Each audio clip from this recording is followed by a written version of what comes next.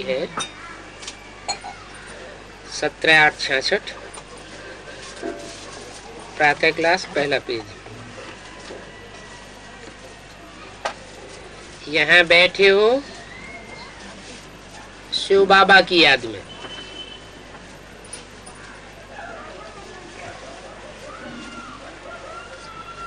जानते हो वो हमको सुखधाम का मालिक फिर से बनाए रहे हैं।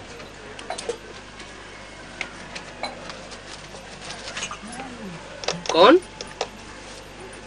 कौन बनाए रहे हैं सुखधाम का मालिक? वो शिव बाबा। वो कह के दूर क्यों किया? यहाँ बैठे हो शिव बाबा की याद में। 66 की मुरली है। माने माउंट आबू में बाबा बोल रहे थे कि तुम बच्चे यहाँ बाबा की याद में बैठे हो। तुम ये जानते हो वो हमको सुखधाम का मालिक फिर से बनाए रहे हैं। वो माना कौन कौन बनाए रहे हैं? अरे शिव बाबा बना रहे हैं। लेकिन याद में किसकी बैठे हो? अरे शिव बाबा की याद में। और किसके सामने बैठे हो? अरे ब्रह्मा बाबा के सामने बच्चे बैठे थे। माउंट आबू की बात है, सन 66 की। वहां ये बोला तुम बच्चे यहाँ बैठे हो शिव बाबा की याद में। ये भी जानते हो कि वो हमको स्वर्ग का मालिक फिर से बनाए रहे हैं। फिर से माना पहले भी बनाया था। कहाँ? पहले कब बनाया था? फिर से माना दोबारा। पहले भी कब बनाया था? कराची में नरक की दुनिया के बीच स्वर्ग का सैंपल बाबा ने स्थापन कर दिया था। नरक की दुनिया के बीच स्वर्ग का वर्षा देता हूं। हिंदुस्तान पाकिस्तान में खून की नदियां बह रही थी और कराची में ये सारा संगठन आराम से बैठा हुआ था। कोई प्रकार की हाहाकार नहीं, शांति लगी पड़ी थी। बच्चों को सुख अनुभव हो रहा था। तो ये पहले की बात बताई, याद दिलाई कि पहले भी तुमको स्वर्ग का वर्षा दिया था। वो तो सैंपल रूप में था, असली नहीं था। वो बात फेल हो गई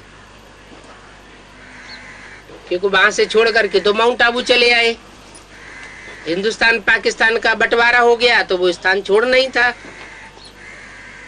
अभी फिर से तुमको सुखधाम का मालिक बनाए रहे हैं।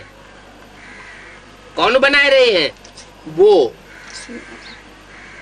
वो कह के दूर क्यों कर दिया?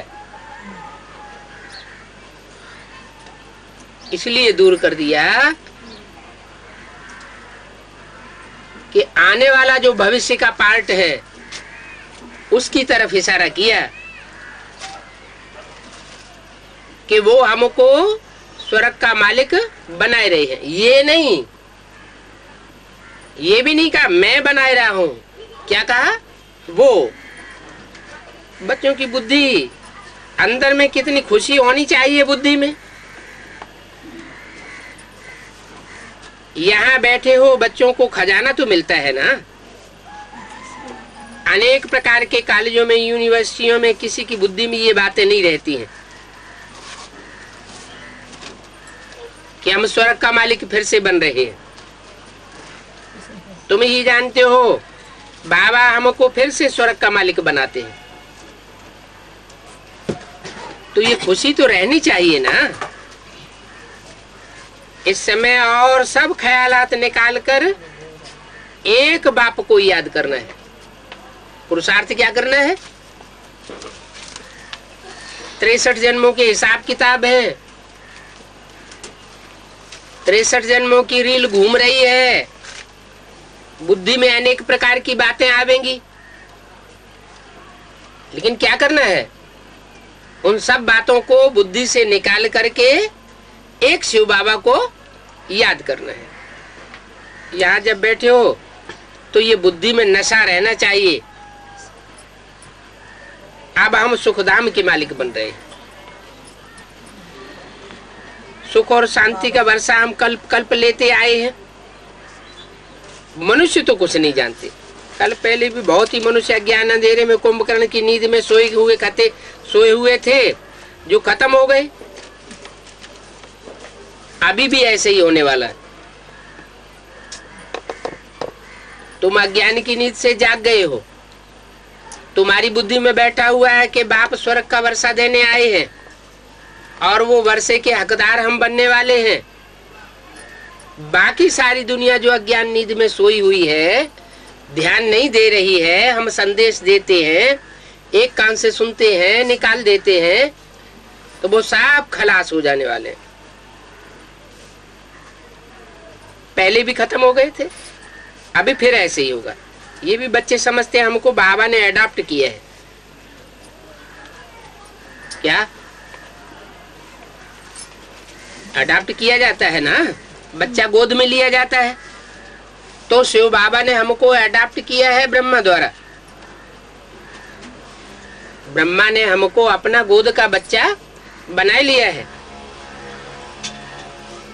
हमने शिव बाबा की धर्म की गोद ली है।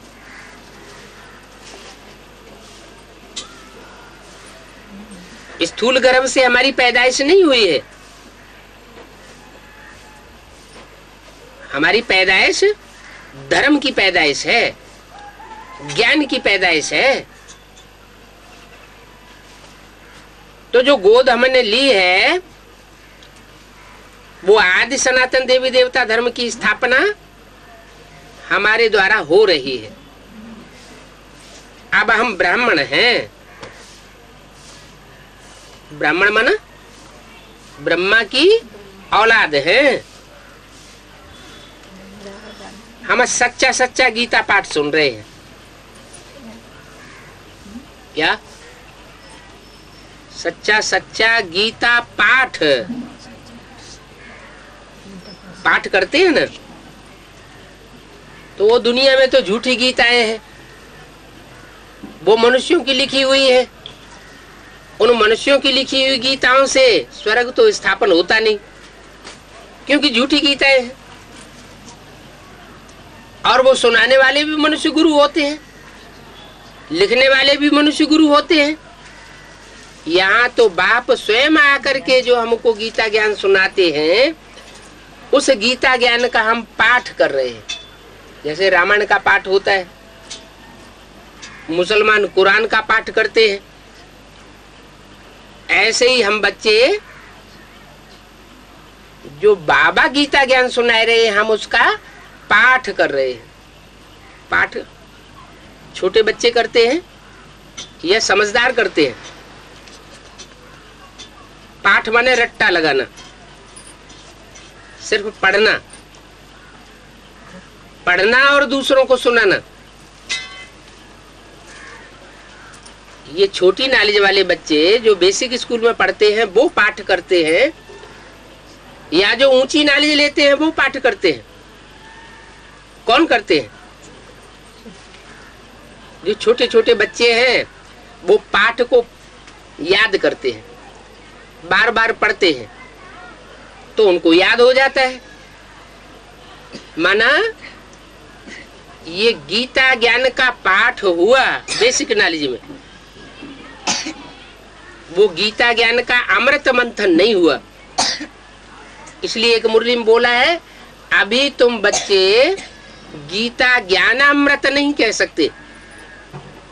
क्या अमृत जो है, जैसे दही बिलोया जाता है, दूध बिलोते हैं तो मक्खन निकलता है, मंथन करने से मक्खन निकलता है ना। जैसे यादगार है शास्त्रों में, सागर मंथन हुआ तो अमृत कलश निकला। तो बाबा ने गीता ज्ञान तो हमको दिया जिसका हम पाठ किया बेसिक नॉलेज में, लेकिन मंथन नहीं हुआ। मंथन होता है जब बाप बाप के रूप में प्रत्यक्ष हो जाता है। ब्रह्मा माता ने ज्ञान का दूध दिया,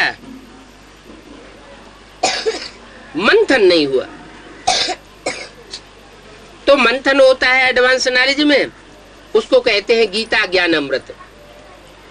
अमृत कोई पीते हैं तो कहते हैं अमर हो जाते हैं। तो ये ज्ञान अमृत जो जो पिएंगे वो अमर देवता बनते जाएंगे। हम बाबा से फिर से राजयोग और ज्ञान बल से वर्षा ले रहे।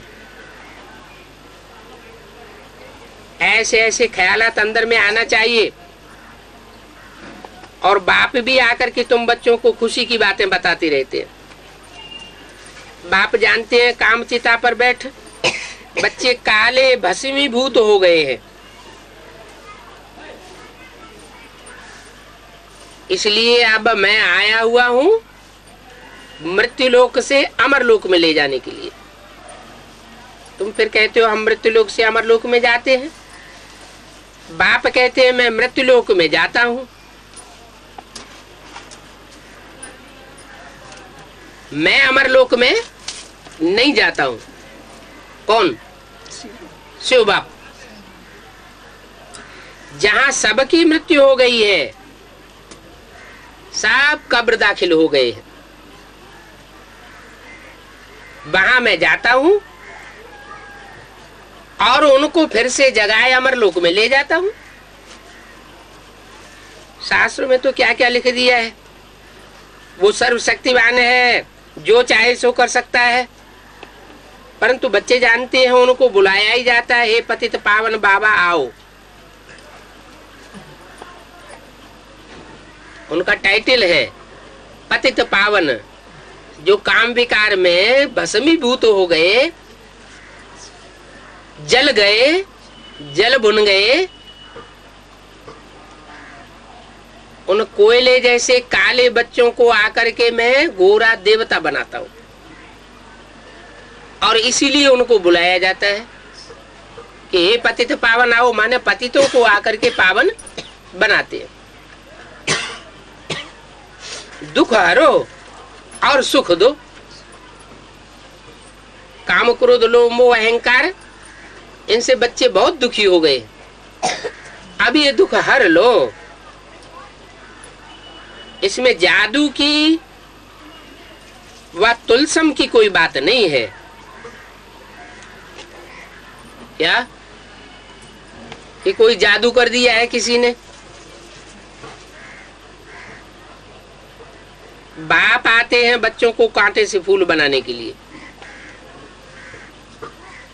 तुम जानते हो हम ही सुखधाम में देवताएं थे, सतो प्रधान थे। हर एक को सतो प्रधान से फिर तमो प्रधान में आना ही होता है। दुनिया की हर चीज पहले सतो प्रधान सुखदाई होती है और बाद में तमो प्रधान दुखदाई बन जाती है। मकान हो, दुकान हो, कोई चीज हो, कोई व्यक्ति हो, ये सृष्टि है, पहले सतो प्रधान फिर तमो प्रधान बनती है। बच्चों को यहाँ बैठने समय और ही मजा आना चाहिए। क्या दुनिया में बैठ करके मुरली सुनते हैं,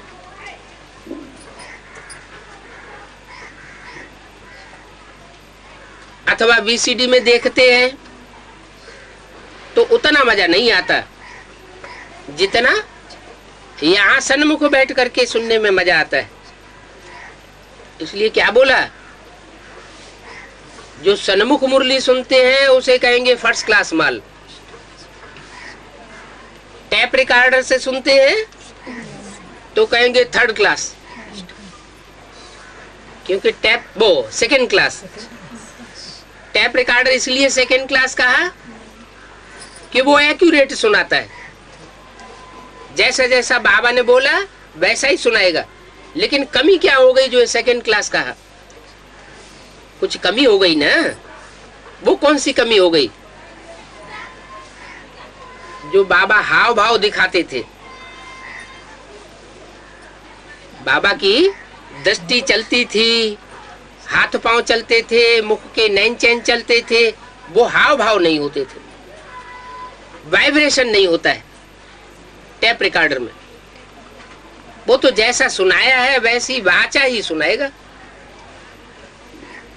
अच्छा चलो, एक्शन नहीं होते थे, हाव भाव नहीं होते थे, तो वो एक्शन टीवी में दिखाए जाते हैं। टीवी में तो आवाज भी होती है, और आवाज के साथ साथ बाबा कैसे कैसे हलन चलन करते हैं, कैसे कैसे दृष्टि से बच्चों को देखते हैं, किस नजर से देखते हैं, वो सारा ही देखने में आता है। तो वो हो गया सो गुड सेकंड क्लास। और थर्ड क्लास, जो बाबा ने बोला और वो लिख दिया गया और बच्चों ने पढ़ करके सुनाया और किसी ने सुन लिया, अथवा खुद पढ़ा और सुन लिया, समझ लिया, वो है थर्ड क्लास। क्यों? क्योंकि उसमें बाबा की बोली हुई वाचा वाणी नहीं है, एक्यूरेट वाणी नहीं है। जब किसी ने लिखा है तो लिखते समय कुछ गलतियां हुई होंगी, फिर उसको छापा है तब छापते समय कुछ गलतियां हुई होंगी, फिर पढ़ने वाला पढ़ता है तो पढ़ते पढ़ते कुछ गलतियां हो जाती है, तो भाव बदल जाता है। तो वो है थर्ड क्लास। तो तुमको मिलता है फर्स्ट क्लास माल, और उन तथाकथित ब्राह्मणों को मिलता है कौन सा माल है? Third class. थर्ड क्लास क्यों मिलता है? क्योंकि उनके सन्मुख बाबा अभी नहीं सुनाए रहे, 66 में सुनाए रहे थे, लेकिन बाप के रूप में सुनाए रहे थे या माँ के रूप में सुनाए रहे थे? ब्रह्मा के द्वारा सुनाए रहे थे या प्रजापिता के द्वारा सुनाए रहे थे? प्रजापिता के द्वारा। 66 में ब्रह्मा के द्वारा सुनाए रहे थे। तो ब्रह्मा के द्वारा कोई वर्षा मिलता नहीं है। जब बाप बाप के रूप में आता है तो तुम बच्चों को स्वर्ग का मालिक बनाता है। बाप को सारी दुनिया याद करती है। क्यों? जिनको वर्षा मिला, स्वर्ग का वर्षा मिला, वो 33 करोड़ या 10 करोड़ देवताएं ही याद करें? सारी दुनिया क्यों याद करती है? हिंदू, मुसलमान, सिख, ईसाई सारे ही क्यों याद करते हैं?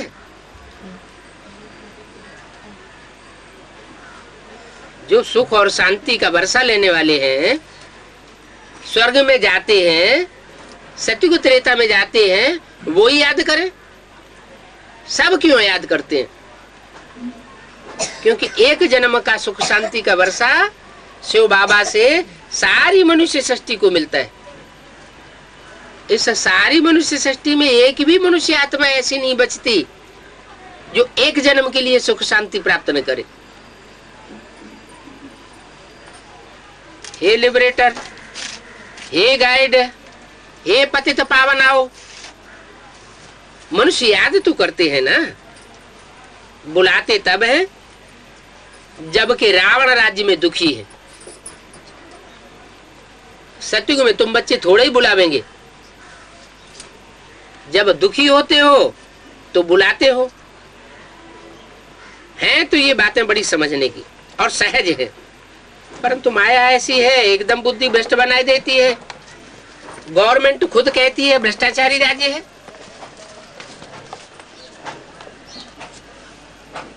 ये जिस राज्य में बाप आते हैं वो राज्य रावण का राज्य है, भ्रष्ट आचरण करने वाला राज्य है।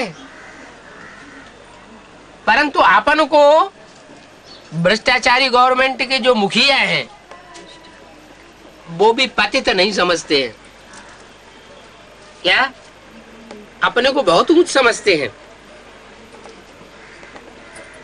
देवताओं के आगे जाते भी हैं, मंदिरों में जाएंगे, माथा टिकाएंगे, उनके आगे गाते भी हैं, आप सर्वगुण संपन्न हो, बोलते हैं ना, ऐसे ऐसे हो, ऐसे ऐसे हो, महिमा गावेंगे। हम नीचे हैं, कपटी हैं, पापी हैं, अपनी ग्लानि करेंगे अपने ही मुख से, हम नीचे पापी हैं। तुम्हारे आगे, बस साधुओं के आगे ऐसे नहीं कहेंगे, न तुम ब्राह्मणों के आगे ऐसे कहेंगे, न उन साधु संतों के आगे ऐसे कहेंगे, देवताओं के आगे कहते हैं मैं निर्गुण, आर्य में कोई गुण नहीं। शिव के आगे भी ये महिमा नहीं करते हैं क्या कि आप सर्वगुण संपन्न हो, 16 कला संपूर्ण हो, संपूर्ण अहिंसक हो, मर्यादा पुरुषोत्तम हो। शिव के लिए नहीं कहते। क्यों? देवताओं के लिए कहते हैं, शिव के लिए क्यों नहीं कहते? शिव तो देवताओं से भी ऊंचा है या नीचा है? ऊंचा है, फिर क्यों नहीं कहते? इसलिए नहीं कहते कि शिव बाबा तो इस सृष्टि में आकर के वो काम करते हैं जो देवताएं नहीं कर सकते। इस सारी मनुष्य सृष्टि में जितना कचड़ा है, जितने पाप आत्मा हैं, जितने पाप धर्म है, पापियों के द्वारा चलाए हुए धर्म हैं, उन सब धर्मों का विनाश कर देते हैं। ये काम देवताएं नहीं करते, भगवान आकर के करते हैं। तो जो पापियों का विनाश करेगा वो सर्वगुण संपन्न होकर के करेगा क्या? गुणवान होकर के इस पाप की दुनिया का विनाश करेगा क्या? लोहे से लोहा काटा जाता है, विष से विष मारा जाता है, तो पाप की दुनिया को मारने के लिए क्या चाहिए? इसलिए अव्यक्त वाणी में बोला, बाप पाप में पाप बढ़ाने का रहम करने आए हैं। तुम बच्चों से इतना पाप नहीं हो पाएगा कि अति का अंत हो जाए। इसलिए इस दुनिया में आकर के मैं तुम पर ये रहम करता हूं कि मैं पापों की अति कर देता हूं और अंत हो जाता है, तो तुम्हारा तो फायदा हुआ ना। इसलिए मुझे सर्वगुण संपन्न नहीं कहते। संपूर्ण अहिंसक मेरा टाइटल नहीं है। मैं अगर संपूर्ण अहिंसक बन जाऊं तो ये हर हर बम बम एटम बम कैसे फटेंगे? ये सारी दुनिया की इतनी भारी हिंसा कैसे होगी? पापियों का नाश कैसे होगा? इसलिए ये मेरा टाइटल नहीं है। क्या? संपूर्ण अहिंसक। अक्सर करके लक्ष्मी नारायण के आगे कहते हैं। अब तुम बच्चे समझते हो इन लक्ष्मी नारायण को ऐसा किसने बनाया? समझते तो हो ना? शिव बाबा ने बनाया। तुम उसके जन्मों की कहानी भी बताते हो। पहले नंबर में तो 84 का चक्र यही खावेंगे लक्ष्मी नारायण। ये बातें सिवाय तुम्हारे और कोई की बुद्धि में नहीं आवेंगी। बिल्कुल पत्थर बुद्धि है। तुम सतयुग से लेकर सबकी हिस्ट्री को जानते हो। सतयुग से लेकर कौन कौन कितने जन्म लेते हैं, क्या क्या बनते हैं, ये सारी बातें तुमको किसने सुनाई? कहेंगे भगवान ने। उनके सिवाय और कौन से को सुना सकेगा? बाप कहते हैं मैं तुमको तुम्हारे 84 जन्मों की कहानी सुनाता हूं। क्या? किसको सुनाता हूं? तुमको सुनाता हूं। माना जो मेरे सन्मुख बैठते हैं, किसके सन्मुख बैठते हैं? बाबा नहीं कहा यहाँ, बाप माना ब्रह्मा के जो सन्मुख बैठते हैं उनकी बात नहीं हुई। बाप कहते हैं मैं तुमको तुम्हारे 84 जन्मों की कहानी सुनाता हूं। बाप में दोनों बाप आ जाते हैं, आत्माओं का बाप भी और मनुष्य सृष्टि का बाप प्रजापिता भी। तो बाप कहते हैं मैं तुमको 84 जन्मों की कहानी सुनाता हूं, तुमको, उनको नहीं सुनाता हूं। किनको है? नहीं, बीके वालों को भी नहीं सुनाता हूं। और जो दूसरे धर्मों में कन्वर्ट होते रहते हैं सैकड़ों करोड़ों की तादाद में, उनको भी नहीं सुनाता हूं। तुमको सुनाता हूं क्योंकि तुम सन्मुख आकर के सुनते हो। किसके सन्मुख है? बाप के सन्मुख आकर सुनते, माँ ब्रह्मा के सन्मुख नहीं। उस माँ ब्रह्मा की गोद में तो जो पाप कर्म करने वाले हैं वो भी पल रहे हैं। माँ सबको प्यार दे देती है,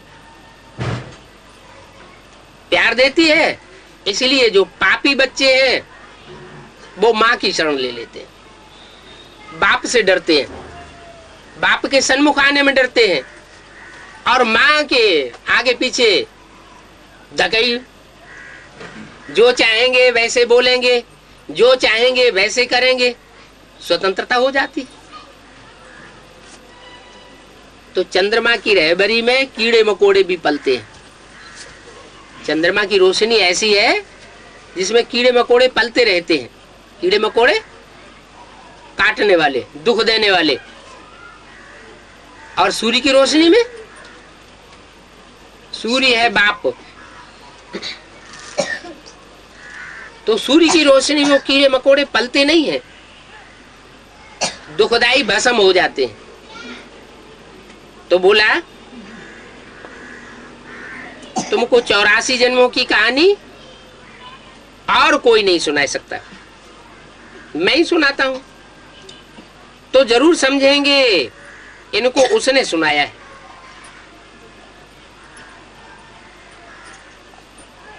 बाप की भी महिमा करेंगे, टीचर और सदगुरु की भी महिमा करेंगे, करेंगे आगे चल करके। टीचर की महिमा करेंगे क्योंकि टीचर के रूप में जो गीता ज्ञान का पाठ आया है ब्रह्मा के मुख से, उसका क्लैरिफिकेशन करेंगे, विस्तार में उसकी समझानी देंगे। जैसे टीचर होता है, कविता पाठ जो बच्चे करते हैं उस कविता पाठ का विस्तार में अर्थ बताता है तो बाप टीचर सदगुरु एक ही, व्यक्तित्व एक है, पर्सनालिटी एक है। ये ब्रह्मा बाप टीचर सदगुरु नहीं है, क्योंकि बाप के द्वारा तो वर्षा मिलना चाहिए। अगर ब्रह्मा बाप है तो वर्षा दे करके जाता सुख शांति का, मुक्ति, जीवन मुक्ति का। तो ब्रह्मा बाप का रूप नहीं है, टीचर का भी रूप नहीं है, क्योंकि मुरली में ऐसे ढेर सारे महावाक्य हैं जिनका क्लैरिफिकेशन नहीं हो पा रहा है। कोई ब्राह्मण बच्चा ऐसा नहीं कह सकता मुझे सारी मुरली सब समझ में आ गई जो ब्रह्मा के द्वारा बोली गई। तो टीचर का भी काम नहीं हुआ। सदगुरु का काम है सदगति देना, वो तो सबसे लास्ट का काम है। भले व्यक्ति एक ही है, बाप टीचर सदगुरु, लेकिन पहले वो क्या करता है, बाप के रूप में ज्ञान का बीज आरोपण करता है। तो यज्ञ के आदि में ब्रह्मा बाबा ने ज्ञान का बीज आरोपण किया, या ब्रह्मा माँ के अंदर, ब्रह्मा माँ की बुद्धि के अंदर कोई और व्यक्ति था जिसने ज्ञान का बीज आरोपण किया? ब्रह्मा बाबा को तो साक्षात्कार हुए थे, साक्षात्कारों से वो समझ ही नहीं सके। गुरुओं से पूछा, वाराणसी में जाके पूछा, कहीं भी उनको संतुष्टि नहीं मिली। तो इसका मतलब भले साक्षात्कार हुआ लेकिन ज्ञान का बीज नहीं पड़ा। फिर वो अपने जीवन के अनुभव के आधार पर जिस व्यक्ति को उन्होंने सच्चा, साफ और बहुत होशियार समझा, वो अपने भागीदार के पास गए और उससे पूछा। उस समय शिव ने उनमें प्रवेश करके और सारा क्लैरिफिकेशन दे दिया कि तुम्हारे साक्षात्कारों का ये अर्थ है, तुम अभी इस जीवन में ब्रह्मा का पाठ बजाने वाले हो, सफेद कुपोष का पाठ बजाने वाले हो, आने वाली नई दुनिया में कृष्ण के रूप में तुम्हारा जन्म होगा, अभी विष्णु के द्वारा पालना होने वाली है नई सृष्टि की, और पुरानी सृष्टि का विनाश होने वाला। ये बीज रूप ज्ञान की बातें ब्रह्मा की बुद्धि में, बुद्धि रूपी पेट में डाल दी गई। तो ज्ञान का बीज आरोपण जो है वो बाप करता है। जैसे उस शास्त्र या गीता में भी कहा गया है, आम बीज प्रदा पिता, मैं बीज बोने वाला पिता हूं। तो पहला काम तो पिता का क्या होता है? बीज बोना, नई सृष्टि बनाने के लिए। दूसरा काम होता है लास्ट का, बच्चा जब पैदा हो जाए, बड़ा हो जाए, तो उसको वर्षा देना। तो बीज बोने का भी काम किसी दूसरे के थ्रू हुआ था, प्रजापिता के द्वारा। और जो बच्चे उस बीज से जन्म ले रहे हैं, ब्राह्मण बन रहे हैं, उन ब्राह्मण बच्चों को ब्राह्मणत्व से देवता बनाने का जो पाठ है वो भी बाबा ही आकर के पढ़ाते हैं। कब पढ़ाते हैं? किसके द्वारा पढ़ाते हैं? अरे डॉक्टर की पढ़ाई डॉक्टर के द्वारा पढ़ाई जाएगी, वकील की पढ़ाई वकील के द्वारा पढ़ाई जाएगी, इंजीनियर की पढ़ाई इंजीनियर के द्वारा पढ़ाई जाएगी। तो देवता बनने की पढ़ाई किसके द्वारा पढ़ाई जाएगी? है? देवता ही चाहिए ना। छोटा मोटा देवता चाहिए या बड़ा चाहिए? उसका नाम क्या है? देवदेव महादेव। तो महादेव के द्वारा आकर के जो पढ़ाई पढ़ाता है, उस पढ़ाई से तुम मनुष्य से क्या बनते हो? देवता बनते हो। मनुष्य हैं, शूद्र भी होते हैं, मनुष्य ब्राह्मण भी बनते हैं, मनुष्य फिर देवता भी बनते हैं। तो ब्रह्मा के द्वारा ब्राह्मण बने, देवता कोई नहीं बना। फिर महादेव के द्वारा जो ब्राह्मण बने हैं, उन ब्राह्मणों को देवता बनाता हूं। माना दादा लेखराज ब्रह्मा के द्वारा शूद्र मनुष्यों को मनुष्य से ब्राह्मण बनाया। फिर ब्राह्मणों को शिक्षा दे करके ब्राह्मणत्व से देवत्व पद प्रदान करने के लिए शिव बाप शंकर का आधार लेते हैं, प्रजापिता का आधार लेते हैं। तो बाप टीचर सदगुरु एक ही हैं। ये बात तुम्हारी बुद्धि में है कि हमारा बाप भी एक है, टीचर भी एक है और सदगुरु भी एक ही है। शिव बाबा का धंधा ही ये है, पतितों को पावन बनाना। क्या और दूसरे धंधे नहीं है? एक धंधा ही मुख्य है। ऐसे ज्ञान भी सुनाते हैं, लेकिन ज्ञान तो साधन है, ज्ञान कोई साध्य नहीं है। ऐसे नहीं कि ज्ञान सुना के चला जाऊंगा तो काम पूरा हो जाएगा। ज्ञान सुना करके सभी धर्म पिताएं चले गए। इब्राहिम, बुद्ध, क्राइस्ट, गुरु नानक क्या सुना के चले गए? ज्ञान सुना के चले गए। लेकिन दुनिया की दुर्गति होती गई या सदगति हुई? दुनिया की तो दुर्गति होती जा रही है। तो बाप आते हैं, आकर के सदगति करते हैं। ये बाप का धंधा है, पतितों को पावन बनाना। पतित जरूर दुखी होंगे। बाप कहते हैं मैं पतितों को पावन बनाने के लिए आता हूँ, क्या सिर्फ ज्ञान सुनाने के लिए नहीं आता हूँ। सतो प्रधान सुखी, तमो प्रधान दुखी होते हैं। इन देवताओं का कितना सतोगुणी स्वभाव है। सतोगुणी होते हैं सतयुग में, तमोगुणी होते हैं कलयुग में। बाकी हाँ, मनुष्य नंबरवार अच्छे बुरे तो होते ही है। ऐसे नहीं कि कलयुग की दुनिया में सब एक जैसे बुरे हैं, नहीं, नंबरवार है। कोई बहुत बुरे हैं, बहुत दुखदाई है, और कोई थोड़े सुखदाई है और ज्यादा दुखदाई है। कोई ज्यादा सुखदाई है लेकिन थोड़े दुखदाई जरूर है। ही रावण राज्य, तो रावण राज्य में ऐसा कोई मनुष्य नहीं होगा जो सुखी सुख देने वाला हो। देवताओ सत्युग में कब ऐसे नहीं कहेंगे कि ये खराब है। क्या सत्युग में दुर्गुणी कोई नहीं होता, गुणहीन कोई नहीं होता, दुखदाई स्वभाव का कोई नहीं होता। और कलयुग में ऐसा एक भी मनुष्य नहीं होता जो मन से, वचन से, कर्म से कोई को दुख कभी न देता हो। सुबह से लेकर शाम तक हम अपने को चेक करें कि मन में कितने खराब संकल्प आ जाते हैं। कोई न कोई वाचा ऐसी निकल जाती है जिससे दूसरे को दुख हो जाता है। कर्मेंद्रियों से भी कोई न कोई कर्म ऐसा हो जाता है कि सामने वाला दुखी हो जाता है। तो कलयुग में पाप जरूर होते हैं और सतयुग में कोई पाप होता नहीं। वहां बुरे लक्षण वाले कोई होते नहीं है, वो है ही दैवी संप्रदाय। वहां साहूकार हो सकते हैं,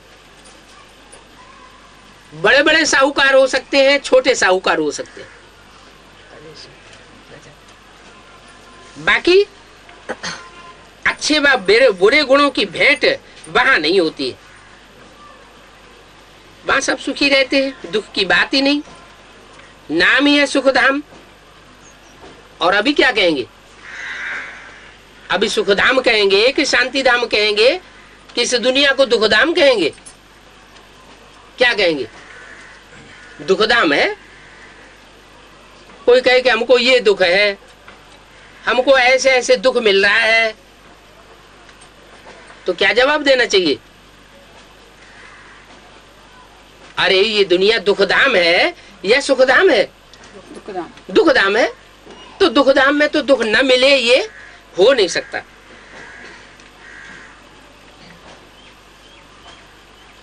तो बच्चों को बाप से पूरा वर्षा लेना है।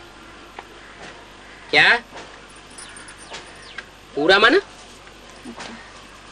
83 जन्म का 82 जन्म का वर्षा नहीं लेना है। कितना लेना है? पूरा 84 जन्म का वर्षा लेना है।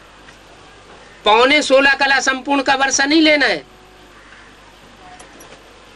कि चलो हम तो सेकंड नारायण के राज्य में आ जाएंगे। नहीं, वो सेकंड नारायण के राज्य में जो आते हैं वो कुछ न कुछ मनमत और मनुष्य मत ग्रहण कर लेते हैं। सेकंड नारायण जब कन्वर्ट होगा तो वो भी दूसरे धर्म में कन्वर्ट हो जाएंगे द्वापर युग से। क्यों? क्योंकि शिव बाबा की मत में मनमत और मनुष्य मत की मिक्सचरिटी कर लेते हैं, बेविचारी ज्ञान सुनते हैं। इसलिए जन्म उनके कम हो जाते हैं, कलाएं कम हो जाती हैं, 16 कला संपूर्ण आत्मा नहीं बनती। और तुम माना जो बाप के सन्मुख आने वाले बच्चे हैं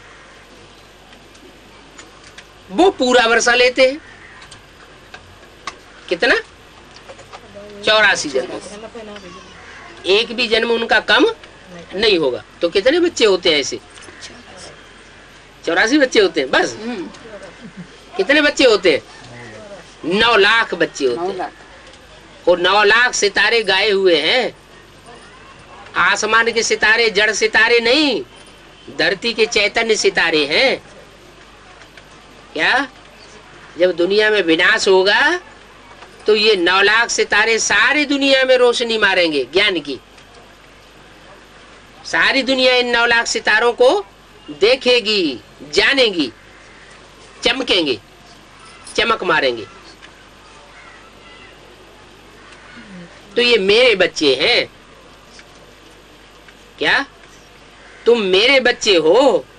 जो मेरे बच्चे हैं वो मेरे से सन्मुख पढ़ाई पढ़ते हैं, इसलिए पूरे 84 जन्म का वर्षा लेते हैं। अपना चित्र और लक्ष्मी नारायण का चित्र भी रख सकते हो। क्या चित्र बनाओ, लक्ष्मी नारायण का चित्र बनाते हो, उसके साथ साथ तुम अपना चित्र भी रख दो कि ये लक्ष्मी नारायण भी नर से डायरेक्ट नारायण बनते हैं इसी जन्म में। और हम भी क्या बनने वाले हैं? हम भी ऐसे ही लक्ष्मी नारायण जैसे बनने वाले हैं, इसी जन्म में बनने वाले हैं। अगले जन्म की बात नहीं है। कहेंगे कोई तो इनको सिखाने वाला होगा। किनको? लक्ष्मी नारायण को। लक्ष्मी नारायण को सिखाने वाला कौन? शिव बाबा। लक्ष्मी नारायण में और शंकर में क्या अंतर हुआ है? क्या अंतर हुआ? नारायण में शिव बाबा होगा, शिव बाबा प्रवेश नहीं होगा। और शंकर में हाँ शिव नेत्र होता है। तो ये अंतर हुआ। जो शंकर महादेव है वो महादेव नारायण से भी ऊंचा है। ऊंचा और नीचा इस दुनिया की बात है या परमधाम की बात, सूक्ष्म वतन की बात है? कहाँ की बात है? सूक्ष्म वतन की बात है। ऊंचा नीचा, ये ऊंचा है, ये नीचा है, ये ऊंच नीच कहाँ की बात होती है? इस दुनिया की बात होती है या सूक्ष्म वतन और मूल वतन की बात होती है? इस दुनिया की बात है। तो ये तो भगवान वाच है। श्री कृष्ण तो फिर भी मनुष्य है। भगवान को अपना शरीर नहीं होता है। क्या भगवान को, जो शिव बाप है, उसको अपना शरीर नहीं होता। उसकी आत्मा का ही नाम शिव है। वो शरीर दूसरे का ग्रहण करता है, प्रवेश करता है। 17/8/66 की वाणी का दूसरा पेज। वो आकर के लोन लेते हैं। क्या? पराये शरीर का लोन लेते हैं। गाया हुआ भी है भागीरथ। क्या? भाग्यशाली रथ। तो जरूर रथ पर विराजमान है ना, तब तो कहा गया भाग्यशाली रथ। बैल पर थोड़े ही आवेंगे। क्या? किस पे आवेंगे? अड़ियल बैल पर आवेंगे या कोई मनुष्य शरीर में आवेंगे? बैल का जिसका स्वभाव संस्कार हो, अड़ जाने वाला स्वभाव संस्कार हो, उसमें नहीं आता हूं। तो बैल किसका पार्ट है? बैल किसका पार्ट है? अरे शिव बाबा के मंदिर में बैल दिखाते हैं ना, तो बैल किसका पार्ट है? जिसको नंदीगण कहते हैं, शंकर का पार्ट है। शंकर का तो वाहन है, शंकर की तो सवारी है। बैल किसका पार्ट है? ब्रह्मा बाबा की। ब्रह्मा बाबा जो है वो बैल की यादगार है। तो बैल पर मैं थोड़े ही आता हूं। माने बाप बन करके बैल पर सवार होकर के नहीं आता है। वो किस में आता है? मनुष्य तन में आता है। शिव और शंकर इकट्ठा कर दिया है। क्यों कर दिया है? कि शिव बैल में आकर के कार्य पूरा नहीं करता, इसलिए शिव और बैल को नहीं एक कर दिया है। शिव और नंदीगण को एक कर दे, सो नहीं किया। किसको एक किया? शिव शंकर। शिव जो है वो शंकर में प्रवेश करके एक आकार हो जाता है। ब्रह्मा में प्रवेश करता है तो शिव ब्रह्मा कोई नहीं कहता, शिव विष्णु भी कोई नहीं कहता, शिव शंकर कहा जाता है, इकट्ठा कर दिया है। तो शिव शंकर को तो इकट्ठा कर दिया, शिव ने शंकर में प्रवेश किया तो शिव शंकर को मिला दिया, इकट्ठा कर दिया। तो शंकर किस पर प्रवेश किस पर सवारी करता है? शिव ने तो शंकर पर सवारी कर ली। शिव जो है वो शंकर में सवारी करते हैं। तो शंकर किस पर सवारी करते हैं? शंकर फिर बैल पर सवारी कर देता है। क्या बैल के ऊपर शंकर की सवारी दिखाई है? तो शिव शंकर को इकट्ठा कर दिया है तो बैल दे दिया है। किसको? बैल किसको दे दिया है? अरे बैल किसको दिया है? ब्रह्मा को कहाँ बैल दिया है? माने सवारी करने के लिए बैल किसको दिया? शंकर को बैल दिया है। तो बाप कहते हैं तुमको कितना खुश होना चाहिए। क्या इसमें खुशी की क्या बात हुई है? क्या बात हो गई इसमें खुशी की है? कि हमको जो पढ़ाई पढ़ाता है उसमें शिव बाबा डायरेक्ट बाप बन करके आते हैं, टीचर बन करके आते हैं, सदगुरु बन करके आते हैं, हमको वर्षा देते हैं 84 जन्मों का। क्या ब्रह्मा में जब आते हैं तो 84 जन्मों का वर्षा किसी को मिलता नहीं है। ब्रह्मा की गोद में आसुरी संस्कार वाली आत्माएं बड़े प्यार से पलती हैं। हम सूर्यवंशी बच्चे जो हैं वो डायरेक्ट बाप से पढ़ते हैं, ब्रह्मा के थ्रू नहीं। ब्रह्मा के द्वारा पढ़ाई नहीं पढ़ने वाले हम बच्चे। तो तुम बच्चों को बहुत खुशी होनी चाहिए। क्या कि हमको जो पढ़ाने वाला मिला है वो ब्रह्मा बैल के भी ऊपर सवारी कर लेता है। नहीं क्यों? बाप अम्मा के ऊपर सवारी नहीं करता है? अरे बाप अम्मा के ऊपर सवारी करता है ना। सारा बोझ है गृहस्थी का किसके ऊपर डाल देता है? माँ के ऊपर डालता है ना। तो ब्रह्मा अम्मा है और बाप शंकर का रूप है। तो वो बाप है, वो माँ है। ये शिव बाबा की गृहस्थी है। हम बाप के बने हैं। क्या किसके बने हैं? हैं? बाप के बने हैं। और वो असुर अम्मा के ही बन के रह जाते हैं। वो अम्मा ही अम्मा करते हैं। वो जब रात भर कीर्तन करेंगे तो करेंगे जय माता दी। पिता उनको भूल जाता है, उनको याद ही नहीं रहता कि माता के पीछे कोई पिता भी बैठा हुआ है। बाप भी कहते हैं तुम हमारे हो। तुम बच्चे कहते हो कि हम बाप के बने हैं, तो बाप कहते हैं तुम बच्चे हमारे हो। बाप को पद पाने की खुशी नहीं है। क्या बाप बच्चों को ऊंच पद देने में खुश है? खुद ऊंच पद मिल जाए इस बात की कोई खुशी नहीं है। टीचर तो टीचर है, पढ़ाई पढ़ाएगा, ऊंच पद थोड़ा ही पाता है, उसको तो पढ़ाना है। बाप कहते हैं बच्चे मैं सुख का सागर हूं। क्या मैं दुख का सागर नहीं हूं। दुख का सागर कौन है? रावण है दुख का सागर।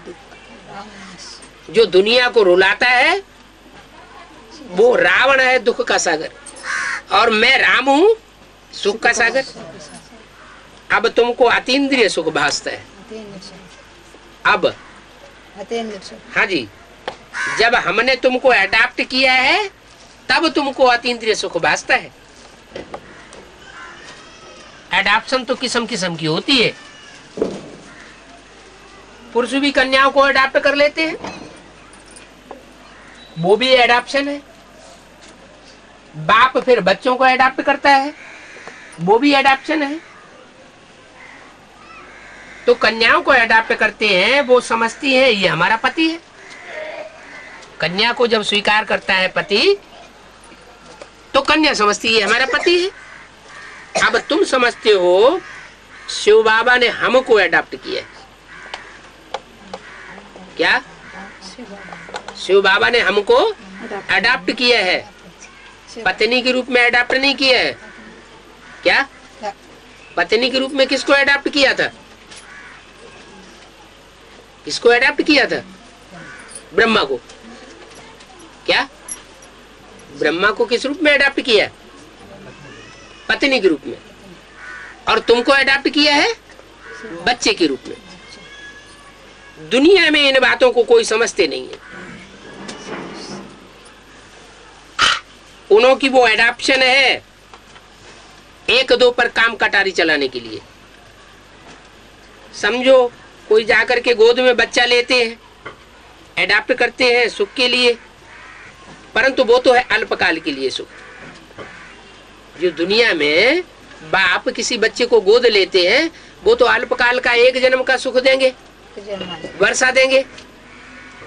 सन्यासी भी अडॉप्ट करते हैं चेले को। अपना जो मठ पंथ है वो सब उसको सौंप देते हैं, ये लो हमारा वर्षा। सन्यासी भी अडॉप्ट करते हैं। वो कहेंगे, जिस चेले को अडॉप्ट करते हैं वो चेला कहेंगे ये हमारा गुरु है, गुरु कहेंगे ये हमारा फॉलोअर है।